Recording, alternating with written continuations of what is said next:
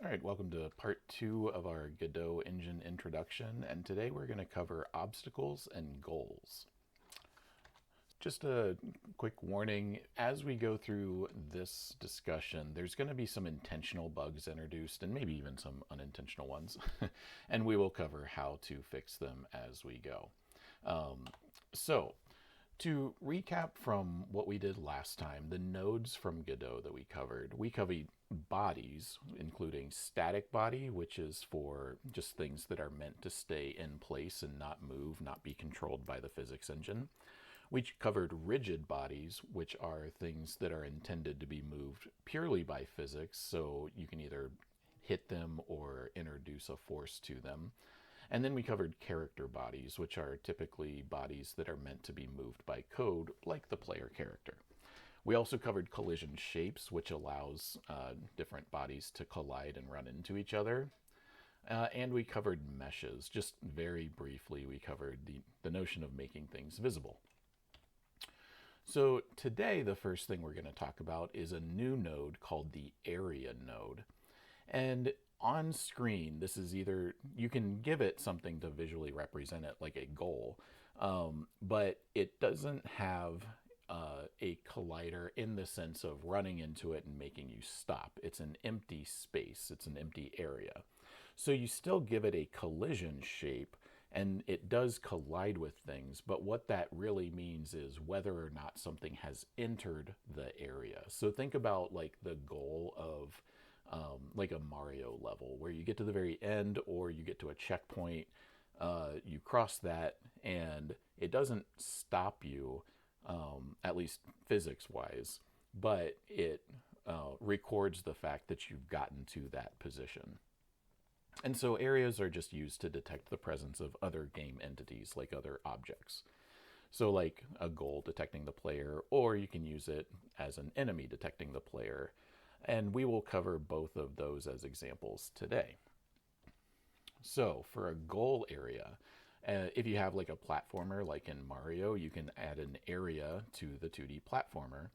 You can add a sprite or a mesh to it to visibly show it that, hey, this is where the goal is. And we can output player wins to the console when the player reaches the area. So that's what we're going to do in our simple platformer. Um, Before we do that, let's talk about an enemy. So an enemy is going to be another game element, and we can use a character body 2D as the basis for the enemy. And that would include a few child nodes like a collision shape, a mesh instance 2D, and we'll make that red. And then we'll also include an area 2D as a player detector. So that area 2D, that's going to need a collision shape 2D, so maybe like a big sphere or a big circle. And then we're going to use what Godot calls signals, and we're going to use a signal connected to the enemy script. And when the player is detected in the enemy's area, we're going to make the enemy chase the player. So what are signals before we do all that? Well, signals are basically code elements that fire or they are emitted in response to events. So we're going to walk through a few different nodes that have very basic signals. But basically, signals will have names that are based on events. So things like on player enter or on body enter, things like that. So it's naming an event that has happened. And then when the signal fires, that actually calls a function of something else. So in Godot, we have to connect the signal to the function that we want to be executed. Signals can pass arguments to functions. They don't have to, but of course, if the function requires an argument, you need to pass something to it. And so signals can pass arguments. They don't always. It won't always be something that's done, but just know that it can be. All nodes in Godot have default signals.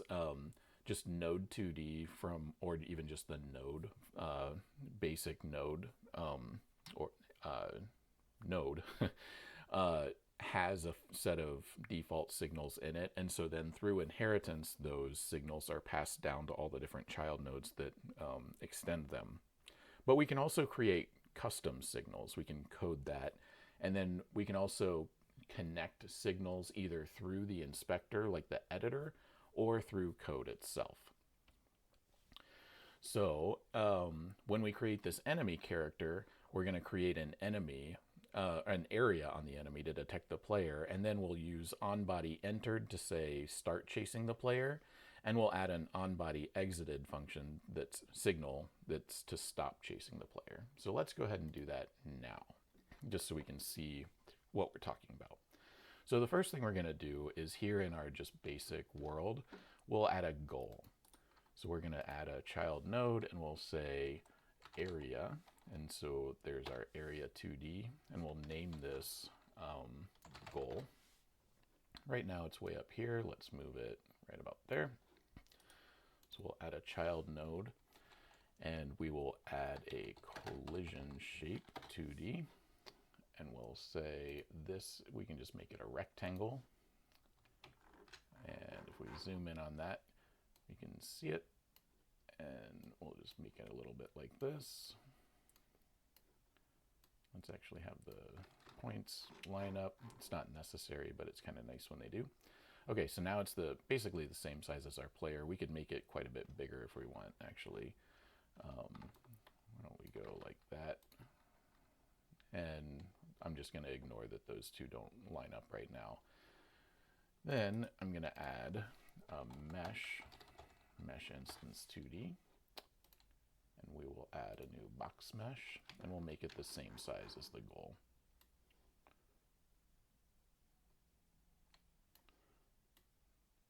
And you can do this just through dragging these little tooltip points, or we can do it in like the size over here. Either way you want to do it. And let's give that a color, so we'll go visibility, modulate. Let's make it yellow. That'll be a nice, easy goal to see. And you could like make this a sprite and make it like a checkered flag or something if you want. Doesn't really matter as long as you can kind of see where it is. Okay, now, right now we don't do anything with this, so let's give our world a script, and we'll just say, sure, world. And I'm going to just delete this for now. All I'm going to do, let's go back into our game, and if we go goal, so far we've looked at these properties under the inspector. Let's actually go to node, and you can see under area 2D we have a few different signals here. So signals and groups, we'll talk about groups in a later video. For now, just focus on the signals, and we can say body entered. So this means has a certain body entered this area. So we will right click that and say connect, and we'll say world. And so on goal body entered. So cool, connect. You can see it automatically adds this function on goal body entered, and then it passes the body that entered this script. For now, I'm just going to do an underscore on that to tell Godot I'm not going to actually reference that body. This is just expecting any body. And if I actually, one little thing I wanted to demonstrate, and so you'll see why I'm doing that in a second. So we're just going to go print U1, and that's it. Okay. So let's go ahead and run, and then you can see in our log it says U1, but then if we pass through the goal, it keeps printing U1, U1, U1. So that's exactly what we want, at least for now. So now let's create our enemy. So let's create a new scene, and we'll go character body 2D. And then we will add a child node, and we'll say collision shape. And let's give this a circle shape. Let's see. That looks good. And then let's, oops, yeah, let's go enemy. Now let's also give it a mesh. So mesh, we'll do a circle. Let's see, sphere mesh.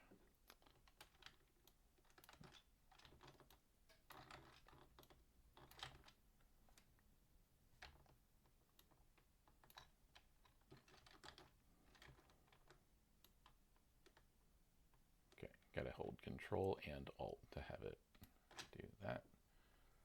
Okay, and let's make that red. So let's go red. Okay, I might want to make that a little darker. Now, the other thing we need to do is give this, first of all, we need to give it a script. Now, I'm not going to give it the character body basic default script. I'm just going to do a node default script. And then let's go back to it. And then let's also add an area. And this is going to be our detector. So player detector. And then under that, we will give that a shape, collision shape. We'll give that a circle shape. We'll just go kind of out big like that. We can adjust that once we add it. So let's go to our world and we will add our enemy scene. And let's put it right there. Okay, so that's not too bad. Now for the enemy, let's start working on the script. So the first thing we want to do is we just want to make it so that it will be on the floor. So right now, if we look at this, you can see it's a little bit off. I'm just going to put it just right down on the floor and it'll be right there. So I'm not going to actually code in gravity for this yet. We can do that later. But we're going to do a const speed equals, let's say, what is our player's speed? Our player's speed is 300. Let's make this just a little bit slower. So we'll say 200. Okay, and I don't think we're going to need ready. What we will need is we'll need let's see, we'll need a character body to, oh wait, we need a var player. And for right now, we're just going to leave that empty. And then in here in our process, what we're going to say is if we have detected the player, so if player is not null, if player, we're just going to say that. Then we're going to get the player's position. And so what, up here we'll say node 2D so that it knows what this is. I like to do it like that. Okay, so what we're going to do is we're going to get the player's position and subtract it from the enemy's position, or subtract the enemy's position from the player's position, and then apply speed to it. So what we're going to do is we're going to do player.position.x, let's see, velocity.x equals minus position.x. So this is actually referring to the enemy position. And then we're going to do dot, or wait, let's see. So dot normalized, I think we can do that times speed. Okay. Else, velocity.x equals move toward, whoops, toward velocity.x 0, and we'll just do delta. We'll do 0.1. And then we'll go move and slide. Okay, so now the one, oh yeah, I don't think this can be normalized. So what we'll do is this. We'll say player.position.x minus position.x 0. And we'll just do vector 2. Can we do that? Oh, position.x. There we go. Okay, so what this is doing, this is saying our velocity, which is a vector 2, is the player's position minus the enemy's position at .x, and then setting y to 0. And then what normalize does, this creates a vector which has a direction and a length, but we want this to just have a length of 1 and have it be 1 times our speed, or negative 1 times our speed, or 0 if the player is not there. So what this does is it converts the difference in positions to a vector, and then normalized makes that vector's length equal 1. That's what this is doing. Okay, so let's go ahead and run this and see how it works. So if we go over here, oh, you know what we haven't done? We haven't created a signal yet. So we need to go player detector node body entered on player detector body entered, and we will say connect, and then that creates that right here. And then let's say player equals body. Okay, so now that will make it so that when we enter this area, it'll start moving towards us. Now, the issue now is that if we get really far away, what I would like to have happen is for the enemy to stop detecting the player. So what we need to do for that is connect a different signal, which is body exited. So we'll say body exited. And we'll go connect. Then player equals null. So now, if we get right on top of it, and then, oh, we haven't left yet.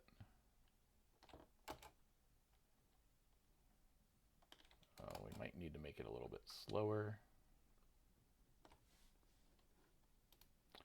The other thing is that you can see in our world, this is actually also detecting the ground. And when we start the game, you can see that this goal area is also detecting the ground. Now, what we could do, there's a few different ways to address this. We could say, well, if the body's name is player or something, but what we really want to do is just say anything that we can consider a player is one type of thing, anything that we consider ground is a different type of thing. And the way that we do that in Godot, here we've got a few more slides on this. So we added our enemy, we added our signals. Okay, so why is player wins shown at the very start of the game? And what happens when the enemy reaches the goal? Well, when all of those things happen, it's because all of these bodies are all considered the same sort of thing. They're all just considered bodies. So what we can do is we can add entities to a layer. So by default, all things are assigned to layer 1.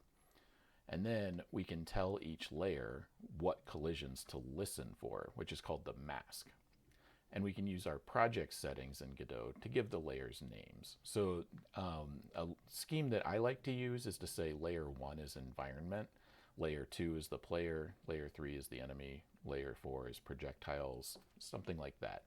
The most important of that is layer one being the environment. The only reason I like to do it that way is because you add a whole lot more environment than you do enemies or players or projectiles, at least in the editor. So I like to use layer one as the environment just because that way it reduces the amount of like layer adjustments you have to do since layer one is the default. We had our layer one, we assigned it the environment, and we assign all environment elements to layer one, and we don't need them to listen for anything. Layer two, the player, so we assign player two to layer two, and then it needs to listen to layer one and layer three, and then layer three needs to listen to layer one and layer two. Let's see how to do this. So let's go into our world, and what we will do, actually we'll go first project settings, and you can see the first thing you have to do is type in layer, and then in layer names 2D physics we can say this is environment, layer 2 is player, and layer 3 is enemies. Okay, so now we're going to have to make sure that we assign each of these things correctly.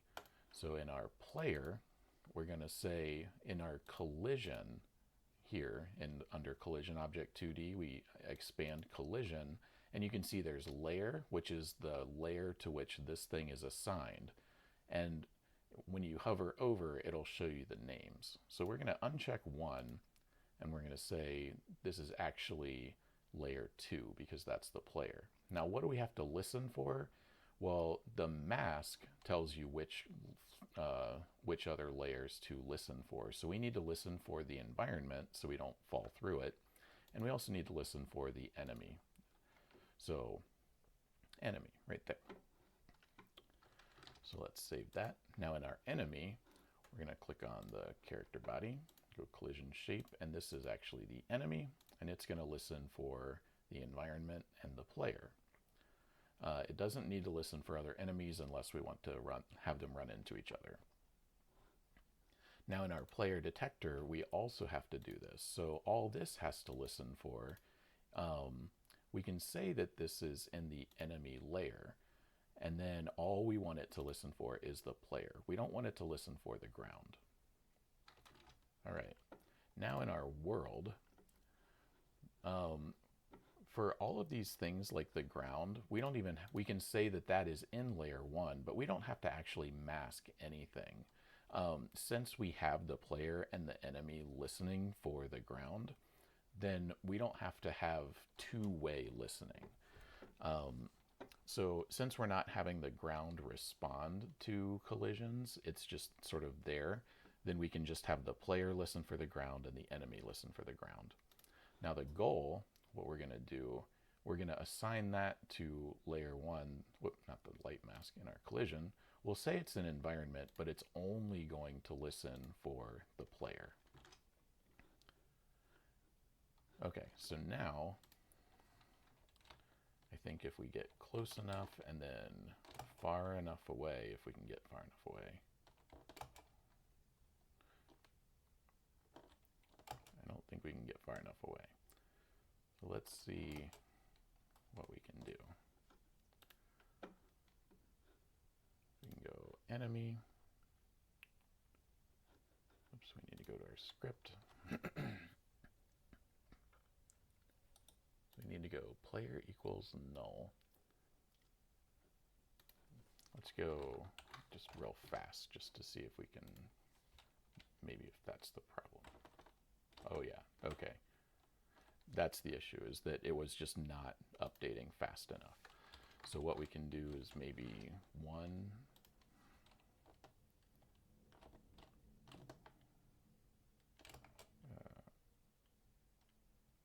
Yeah, we can't quite get away. Oh yeah, so you can see it slows down once we get that far away. Let's do 5.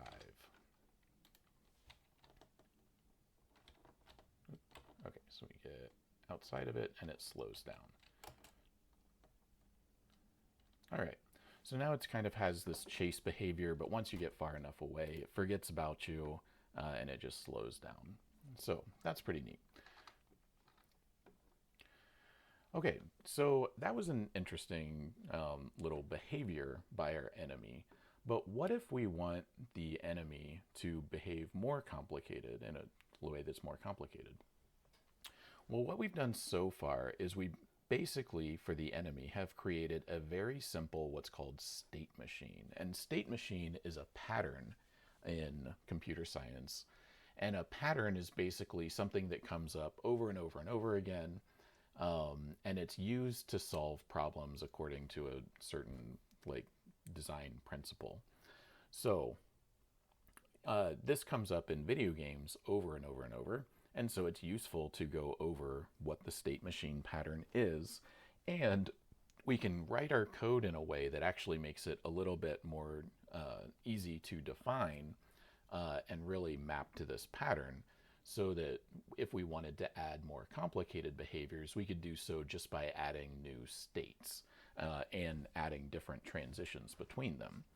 So the state machine pattern is where you have some entity and it has a defined set of states. Within those states, it does something, and then there's some way to transition from one state to another. So the entity is in one of a variety of states, and then there are different events that cause transitions between the states. So in this case, the enemy's just idling, it's just hanging out. Once it detects the player, it goes into chasing the player. Then when the player goes out of range, it goes back to idling. So let's just see that one more time, both in our code and in the game. So here we can see when we start, we just declare this variable var player, and it's by default it's null. So then we come into process, and this executes once every game frame. And we say if player, which means if player is not null, which at the start it is, then it moves towards the player. Otherwise, if player is null, then we just say move towards setting your velocity to 0. And then we say move and slide. So we've got two different states. Either there is a player within our player detector area, or there is not. If the player is in here, move towards it. If the player is outside of it, anywhere outside here, move towards 0. That's what this script is doing. And you can see we haven't like created any states explicitly. We haven't done anything to say here's a transition. It's all just sort of implicit in the code. And let's just run this one more time, and just so we can see this. So it goes into the chase the player state. Now it's out. We go in, it goes into chase the player state, and then it goes out. But if we wanted to define this a little more explicitly, we can do that. There's another programming concept called enumeration. So basically, enumeration is you give a list of words or phrases, and you say, hey, programming engine, or hey, programming language, assign variable values to these, but I don't care what they are. I just want them to have a value. So for a state machine, we can add the states to an enumeration, which is keyworded by enum, and then we can just name the different states. So we can go enum states and then var state to just track what state we're currently in. So let's actually update our code that way and make this more explicit. So we're going to do enum states, and we're going to do idling and chasing. And it's useful to name states with a gerund verb, like an ing, because the state defines what the thing is doing right now in that state. And then we're going to go var state states. And this tells Godot, I'm going to use this variable state to track what state I'm in. So now we're going to go func ready. And we're going to say state equals states.idling. And that's just to say, when I'm in that state, I just want to not do anything. I don't want to move. I just want to stay there. So now, instead of saying if player and else, what we can do down here, we're going to say when the player enters the area, we're going to say state equals states dot chasing. And then we can also go state equals states dot idling. Then up here, rather than saying if player, we can say if state equals, or if state equals states dot chasing. Then we're going to have the player set to the actual player. So this player variable is going to go toward, or is going to be set to the player, like our actual player in the game. And then else, this is state equals states dot idling. So it won't do that. So this should have the exact same behavior. So we enter and it exits. So enters and it exits. And if we wanted to see that actually happening, we could actually like add a print statement and see it down here in the output, but we can see that it's working, so I'm not going to do that right now. Okay. Now, that's pretty simple behavior for an enemy. What if what we actually want is for the enemy to sort of patrol an area, so to kind of go back and forth and maybe pause? So here's a more complicated state machine that tracks that. So at the start, it immediately goes, I'm going to patrol to the right. So it's going to move towards some right point, then it's going to idle there, and it's going to do some timer. And then when the timer times out, it'll move towards the left. And then once it reaches some predefined left point, it'll idle there, and it'll just kind of go back and forth between those. Just, you know, patrolling to the right, patrolling to the left, just going right to the same point, just the same point. But then at any point, if the player is detected, then it'll go do the chasing. And so then either it catches the player, or if the player goes out of range, it immediately goes towards the right point. So that's a more complicated set of behaviors. And also it requires a new node, which is the timer node. So a timer is pretty much just what it sounds like. It's got a time and it can count down, and it can either immediately reset and count down again, or it can just count down and stop. So there's a value called one shot, and if it's true, that just means run once and stop. If it's false, then it automatically resets to the wait time. And then it's got a signal that emits when the timer times out, and it's just called timeout. So let's use that to make this enemy character a little more interesting.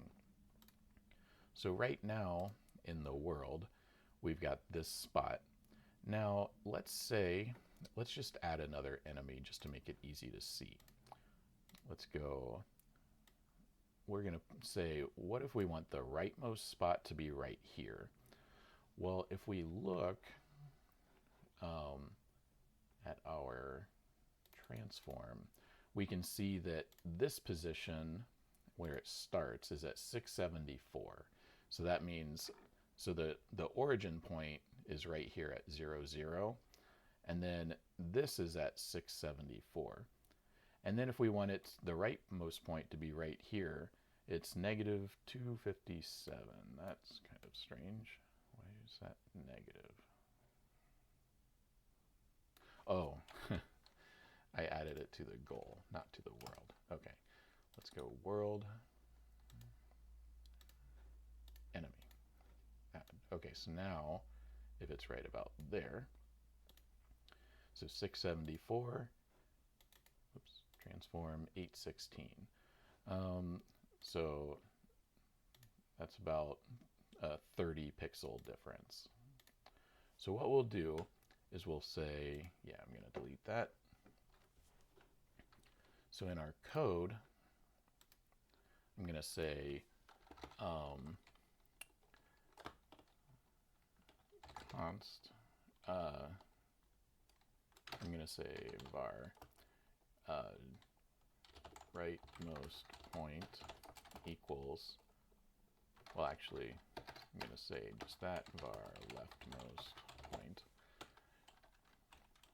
And actually, I'll do leftmost patrol point just to make it clear.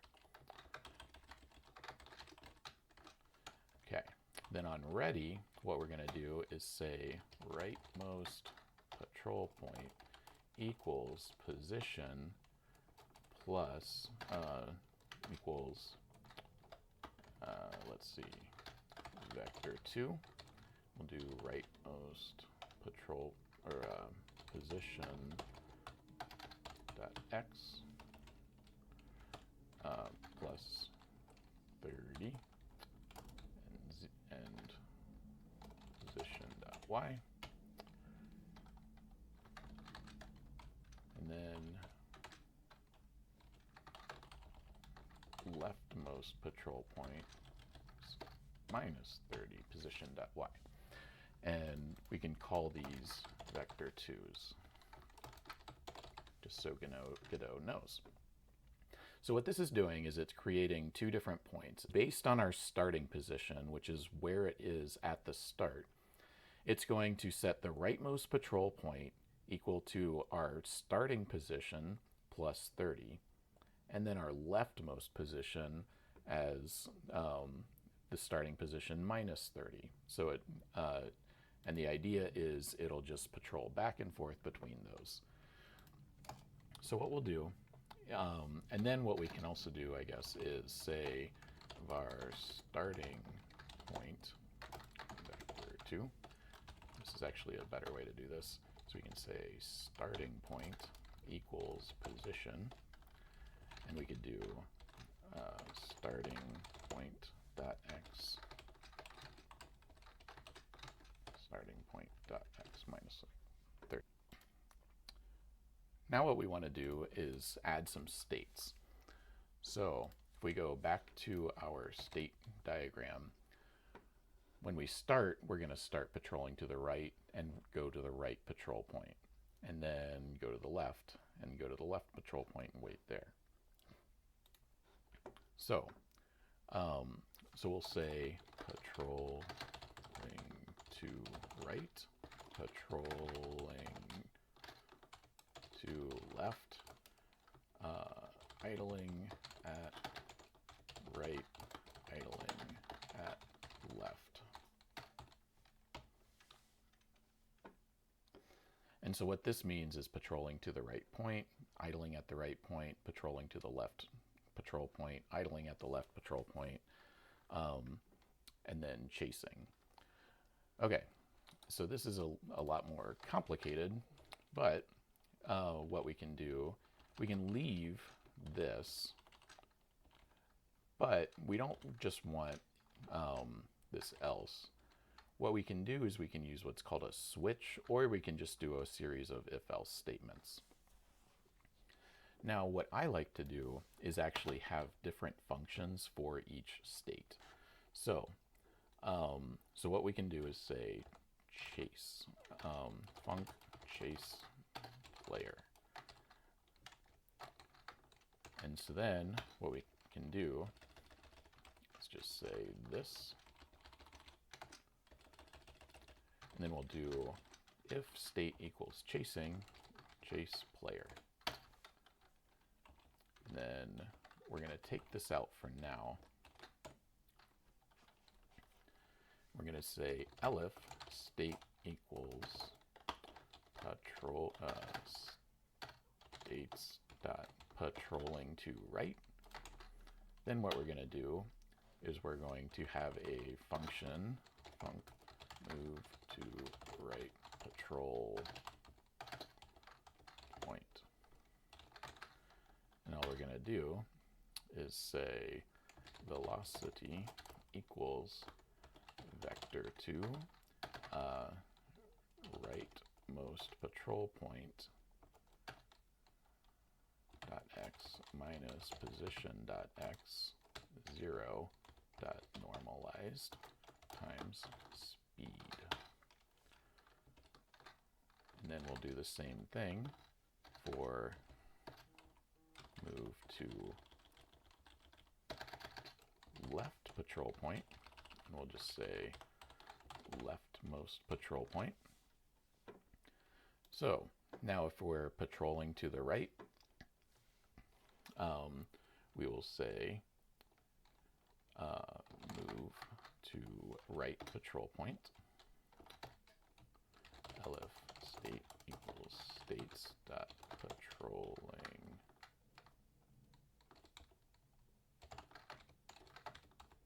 left. Oops. Elif move to left patrol point. Okay, there. So now we have these, but we should have some check to see, are we there? Now, because we're moving at sort of like fractions of a pixel, it's really difficult to say whether or not this body is at that specific pixel point exactly. So we can sort of do it, we can say if position equals dot is equal approx. So what this does, it'll say if this is almost equal to that other thing, rightmost patrol point, then we're going to say, we're going to go state equals idling, states dot idling at right. And then we're going to do this same thing here, except we're going to do leftmost and then idling at left. Okay.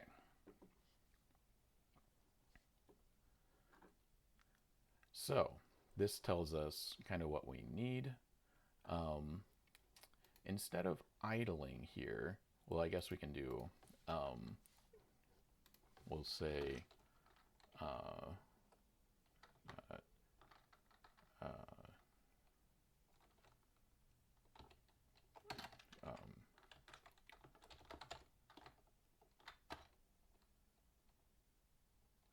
patrolling to right. Yeah. Actually, it might look better if we did patrolling to left, which is different than our diagram, but typically we're going to want that. Okay. So now we haven't done the timer yet, so let's add the timer. So we're going to add child node timer. And we're going to say, we can say 1 second, one shot is off, and then let's give this a timeout. Okay, so down here, we'll say timeout, connect. Okay, so once this times out, what do we need to do? Well, if we are in the idling at right, then we want to start it, or we want to transition to patrolling to left. So if state equals states dot idling at right, state equals states dot patrolling to left, elif state equals states dot patrolling or idling at left, state equals states dot patrolling to right. So this basically says, if currently we are idling at the rightmost patrol point, start patrolling to the left. Else, if we're idling at the left position, patrol to the right. And it'll just go back and forth, back and forth, back and forth. Now, what happens if the timer times out and we're in some other state, like we're in the chase the player state? Well, then nothing. So we can just we could just say like else, let's say pause, or let's say we need to say timer dot stop. Okay, so what we just did is we dragged a reference from over here down here. So now we have a reference to the timer, and we can just say stop, because we don't need it anymore.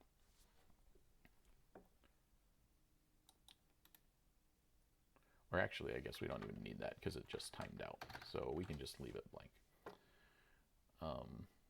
Okay. So let's just walk through this really quick. So at first, let's say at first it's going, instead of idling, we'll do patrolling to right.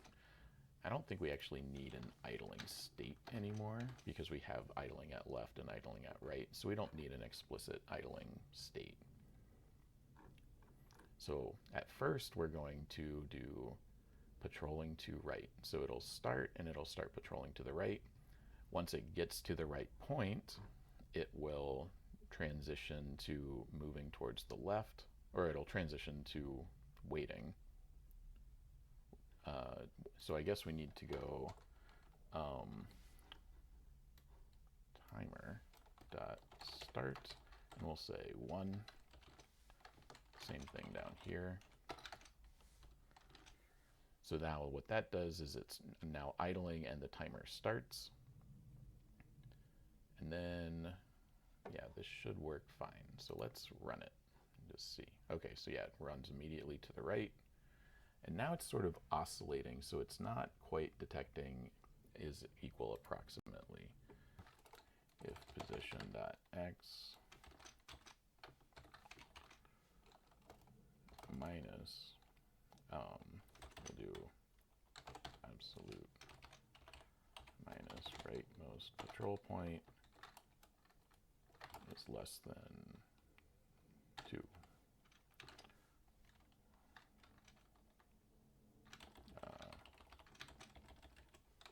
X.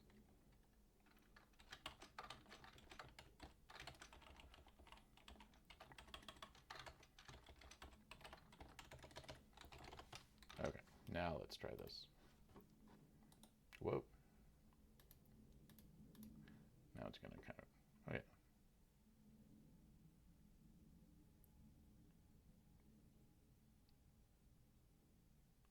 Now it's doing some weird things.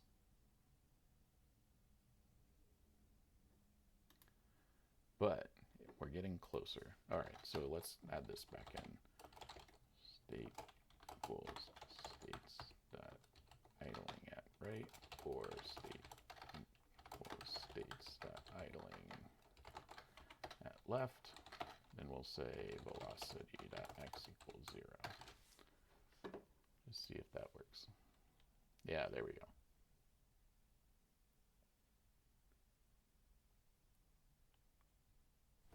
Okay, well, for whatever reason, the positioning is a little bit wrong, but it's at least doing the behavior that we want. Let's get close to it and see if it chases us. Yep.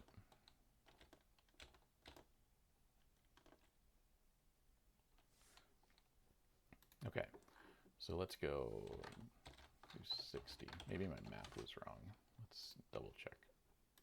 Because I wanted it to be